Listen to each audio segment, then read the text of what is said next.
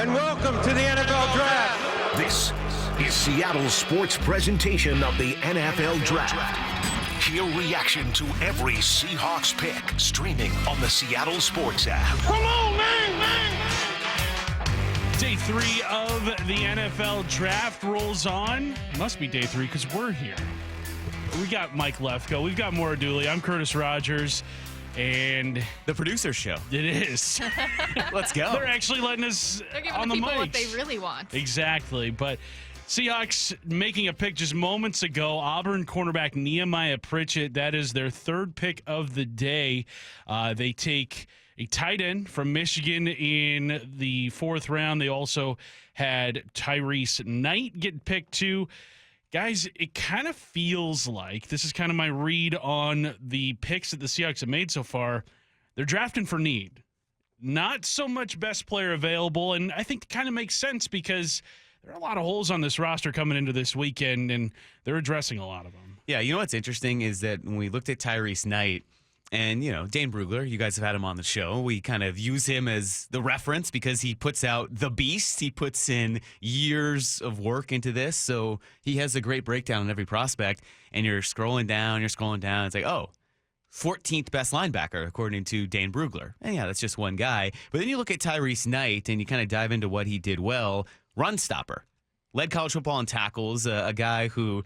We don't have to read his whole description from Dane Brugler, but it sounds like he's a much better run-stopping linebacker than he is in coverage. So, you know, we'll talk about this plenty, but you look at what the Seahawks needed to do, where they picked to start this draft, and Byron Murphy, clogging up the middle, and then get a run-stopping linebacker. Okay, they're definitively going to stop the run, and they have identified that because we know it's been a glaring issue over the past few years. They're going to come out and find guys that can attack the ball and stop the run.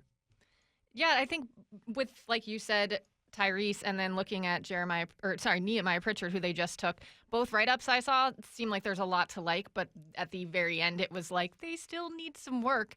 And I'm kind of wondering if this is where we see Mike McDonald shine, because we saw what he did there with the Ravens, where Geno Stone was not a full-time starter until he kind of got his hands on him.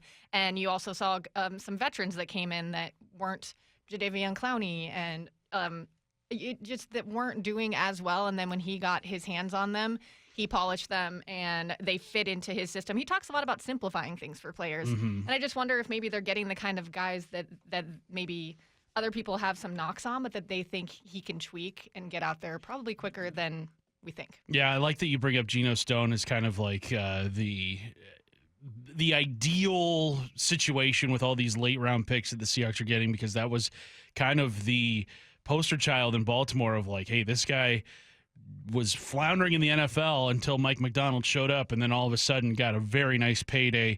I think it was like a 2-year, $15 million deal coming off a career year.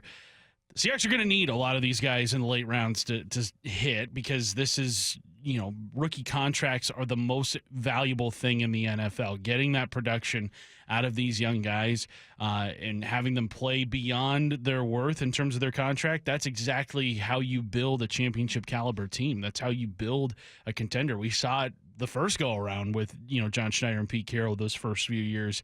I mean, they won a Super Bowl by year 4 with Pete Carroll, and that's the first draft class with Russell Okung and Earl Thomas all the way to 2013. Like, this is where it starts, and Seahawks off to, I think, a good start. I said that they were drafting for need. That doesn't mean I don't like the picks. I think they've made some really good picks in this class so far, and I'm very interested to see how they fill this out. But getting back to the Pritchett selection, corner, an interesting spot because you have Devin Witherspoon there, Reek Woolen hoping for a bounce-back season.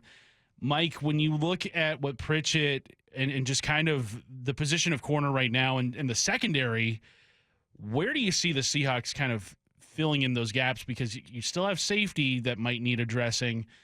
What does Pritchett do for you? It's interesting because corner has kind of been a revolving door, and we thought it was kind of settled. Well, we thought it was settled before the Devin Witherspoon pick, because after last year, you had, Tariq Woolen. After the season before, last year, you had Tariq Woolen and you had Trey Brown, and maybe this position was settled. Certainly you don't need it at number 5, But then the uncertainty of Trey Brown kind of getting back from the injury, Tariq Woolen regressed a little bit. And, I don't think it's fair to say he regressed because he was still very raw. And what he did in his rookie year maybe artificially inflated expectations. So he's still developing, and that's the key with him. But you might have some questions at corner where we didn't think they would, because you have Mike Jackson and Trey Brown and Tariq Woolen, and now a pick like this where they've had some success in these middle rounds here, the 4th and 5th round. Think about their corners now over the past couple of years they've drafted. Trey Brown, Nehemiah Pritchett, Tariq Woolen, all 4th or 5th round picks. So this is the guy that can add to the mix, and maybe we see a lot more of Devin Witherspoon in that nickel.